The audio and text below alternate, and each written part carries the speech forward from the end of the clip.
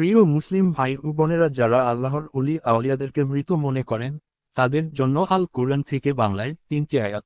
হে ঈমানদারগণ, সবর নামাজের দ্বারা সাহায্য গ্রহণ করো, আল্লাহ সবরকারীদের সাথে আছেন। আর যারা আল্লাহর পথে নিহত হয় তাদেরকে মৃত বলো না। এই ধরনের লোকেরা আসলে জীবিত, কিন্তু তাদের জীবন সম্পর্কে তোমাদের কোনো চেতনা থাকে না। আর নিশ্চয়ই আমরা ভীতি, অনাহার, প্রাণ ও সম্পদের ক্ষতির মাধ্যমে এবং উপার্জন ও আমদানি হ্রাস করে তোমাদের পরীক্ষা করব। এই অবস্থা যারা সবর করে এবং যখনই কোনো বিপদ আসে বলে আমরা আল্লাহর জন্যে এবং আল্লাহর দিকে আমাদের ফিরে যেতে হবে, তাদেরকে সুসংবাদ দিয়ে দাও।